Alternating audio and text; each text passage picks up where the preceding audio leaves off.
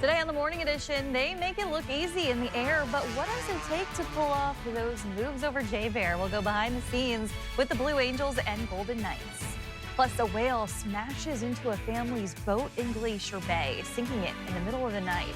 How they scrambled to shore with just a bag of emergency gear and how they're now trying to identify that whale.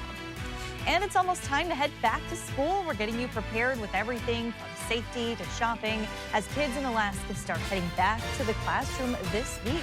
The Morning Edition starts now. Good Monday morning, everyone. Thanks for waking up with us today. It is that time of year again. Aaron, we always feel like the summer just flies by. And speaking of summer, we actually have some summer warmth. It's been hard to come by for parts of the state the past several weeks. Of course, we did see another beautiful weekend. This past weekend was the third straight weekend of nice conditions across South Central and a good portion of the state. And as we head into the close of this week and welcome in the weekend, once again shaping up to see another stretch of some nice weather. In fact, this week could arguably be one of the nicest weeks that we've seen statewide for this entire season. So we are waking up. 54 degrees is where we're currently sitting at. Winds remaining fairly calm. We're going to hold on to some sunshine as we head throughout the day. We did manage to see a bit more sunshine yesterday. I was expecting to see a bit more cloud coverage, but hey, we'll take that sunshine and that warmth that we did see. We are waking up to some fog as you head out towards Soldotna. Now, while temperatures will warm as we head throughout the day, we are once again going to be chasing some 70s, if not some low to mid 70s throughout the afternoon hours. If you live out towards coastal areas, western parts of the Kenai, down towards coastal areas of the Kenai and through Prince William Sound, you're going to be far cooler compared to what inland locations will be. In fact, some coastal areas may only stay in the lower 60s as we head throughout the afternoon hours, but still going to be seeing some beautiful conditions. So as we head throughout the afternoon, we're going to see those temperatures steadily warm, 60s and 70s to be expected throughout the rest of your Monday. We will see some mid 70s possible as you head into the Copper River Basin, the Sterling Highway, and of course parts of the valley as we head throughout the afternoon hours. So get outside and soak up that warmth. We're talking about dry conditions across South Central, really the state as a whole sitting on the dry side. And notice these ridges of high pressure we've got that's gripping the state. This is going to be the what we're going to be dealing with for the foreseeable future, which is going to keep things dry, keeping things warm, and plenty of sunshine to go in the forecast. In fact, we're going to be talking about 80s as you head into the interior. Looking at the overall outlook for Alaska, you can see the overall trend warm as we head through the middle of the month. I'll have more on that in that 7-day coming up. Thousands came out over the weekend for the Arctic Thunder Open House Air Show to see the best pilots around show off their skills under a crystal blue sky. Charlie Fellows went behind the scenes with the Blue Angels and Golden Knights to look at both their groundwork and mindset before taking to the skies. Yesterday we had a really good practice, both Thursday and on Friday. We had some good practices. We got to learn the show site, learn the area, learn what's different. And we're really excited today to get out and perform. It's a very demanding flight for the 45 minutes that we're flying. In days I get a workout in before, I feel like my body performs a lot better.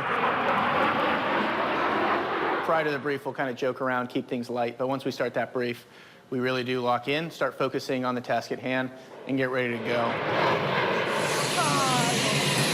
We have about 13 jumpers today here with us, performing different acts for the entire show.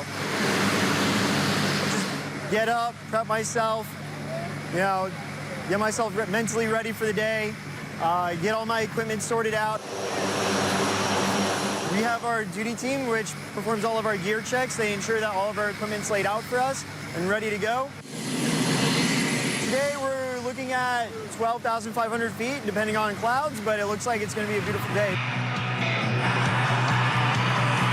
It's been 10 years. I can't believe it's been 10 years since we've been here to JBER. It's such a beautiful area to get to fly a demonstration. Some of the sceneries, re-watching the practice from yesterday with the mountains in the background, it's just incredible. It's an absolute ride. Getting to see the state, the beautiful state of Alaska from that height, seeing all the beautiful terrain and what this great state has to offer and what makes it so renowned. Here's a quick look at some of the great images from the weekend. In the past, the Arctic Thunder shows have drawn 250,000 people in attendance. We don't have a final attendance number just yet from the weekend's event, but if you happen to be out and about and saw the lines to get into the base to attend the show, you already know expectation is high for that final count. Also happening over the weekend, the Japanese Summer Festival brought many Anchorage residents to Kincaid Park Sunday for some summer fun. And as Charlie Fellows shows us, an important display of support for the proud Alaskan Japanese community. On a warm and bright Sunday, the Kincaid Chalet in Anchorage transformed into a hub of Japanese culture. In Anchorage, we work together. It's a small Japanese community here, but we work together to share the culture, promote the culture. The Japanese Summer Festival treated visitors to traditional Japanese musical performances, art, food, and more. The Japanese American community and Japanese community is a pretty diverse one. Many from Japan itself, some from other parts of the lower 48, and there are those, of course, who are actually Alaskans from birth. It's a fun summer event, back for the second year after an extended hiatus due to COVID-19. But it also serves a greater, more instructional purpose. It's all about making connections with each other. That way, we're familiar with each other as individuals. We're familiar with the cultures that, that inform our lives. We have about, I would say, 700, 800 Japanese nationals living in Alaska, and almost half are living in Anchorage. Kiyo Hamada heads the consular office of Japan in Anchorage. Hailing from Saitama, a city outside Tokyo, he counts himself in that figure. To compare with other mid-sized or bigger cities in the United States, our community is not that big. But, as Hamada and others attest to, Anchorage makes it feel a lot bigger. The people's, friendliness toward Japanese people are pretty good, I would say. And they know quite a lot about Japanese culture, too. Many of them came here for the same reasons others have. Basically, they enjoy the atmosphere, they enjoy the climate even, they enjoy just the community. Anchorage is a very welcoming community. I've always felt at home here. Charlie Fellows, Alaska's news source. Just over a week ago, a family survived a terrifying boat capsize when a whale ran into them, sending them into the water. Tania Lewis, her husband and children were out on Glacier Bay when they heard a loud thud around midnight. Water flooded the boat, and the Lewis family knew they had to leave quickly.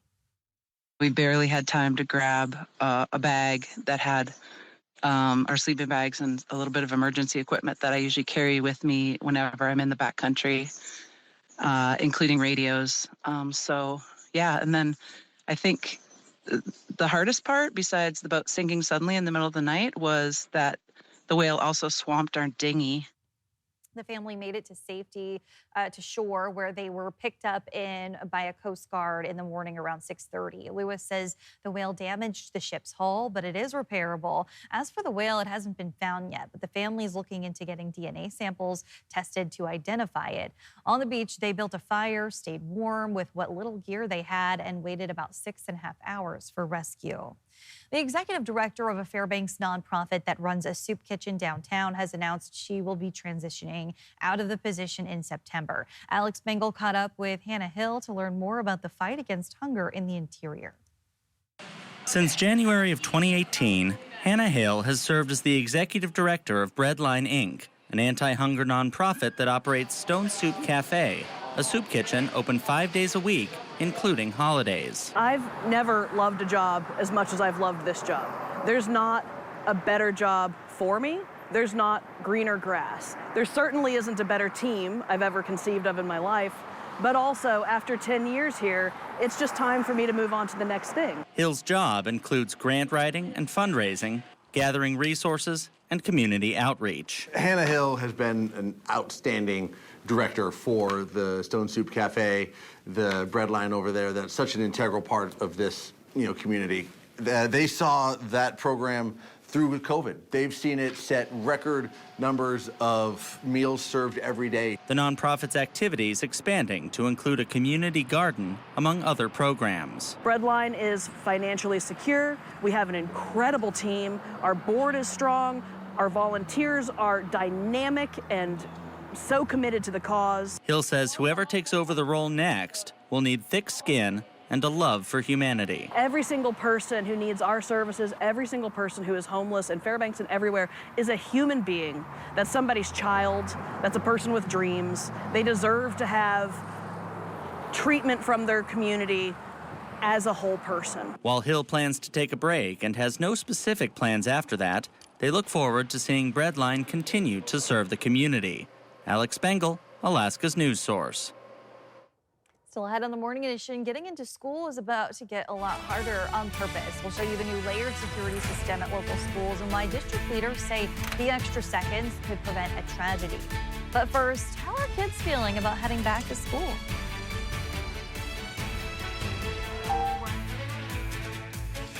And still holding on to some sunshine and warmth as we head through this week, arguably one of the nicest weeks we've seen this season. I'll have more on that at sunrise, 5:55 in Anchorage. Your full forecast is next. Welcome back in on this Monday morning. Looking not too bad outside. Aaron, you say we have a good stretch of weather coming ahead this week. Yeah, we've got some summer warmth building into the state. We're going to continue to add on a few degrees each and every day. And as we've already mentioned, this week is arguably going to be the best statewide this season for many areas of the state. Rain likely to hold off for many areas as well through next week. So this week shaping up to be a dry one for the vast majority of the state, with the exception of the Aleutians, which will keep some rain showers as well as some breezy conditions around. And of course, some of that activity may clip parts of western and southwest Alaska. We've actually been holding in the upper 60s and the lower 70s for the past week, which was actually a fairly seasonal week. Now we're going to begin to see those temperatures bump up as we head into the next couple of days. We're going to be talking about some 60s, some 70s looking likely across South Central. Now we've managed to warm into the 70s 13 days so far this season. During the month of August, we typically average right around 3 days, and we've only seen 1 day so far, which did occur on August 1st. Since then, we've kind of held on to those temperatures in the 60s, although we did try to warm into the lower 70s over the weekend. We did see parts of South Central warming into the 70s this weekend, but Anchorage officially did stay in the 60s. We're waking up this morning, 40s and 50s across a good portion of the state. A beautiful start to the morning. We're actually going to be talking about areas of the interior warming into the 80s later this week. Would not be surprised if we did see some heat advisories pop up this week across a good portion of the state. Even if that doesn't occur, it's going to be warm across Alaska. So if you're going to be outside for extended periods of time, just make sure that you do remember to stay hydrated. What we're going to be watching as we head through the next couple of days, notice no organized system across the state. We've got a low that's just south of the Aleutians, another one that's going to drop south into the Bering later this week. That's why we're going to keep some of that unsettled weather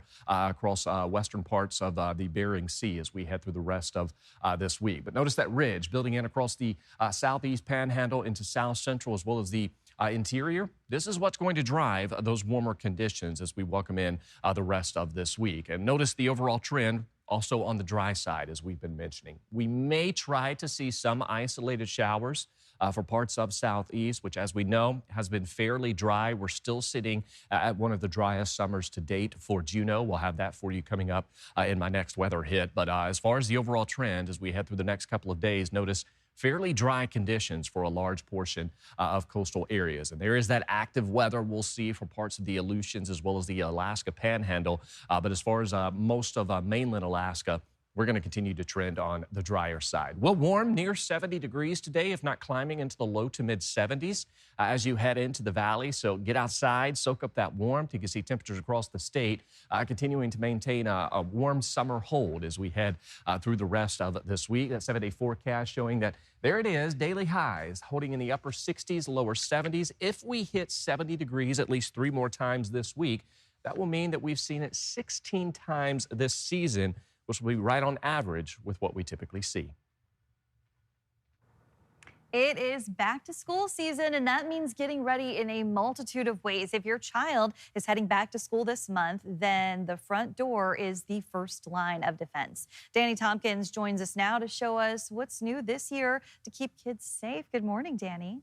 Kristen, the Anchorage School District started planning for this school year all the way back in January. And if you visit a school this year, you may notice things look a little different starting at the front door. Every school day, kids walk through these doors.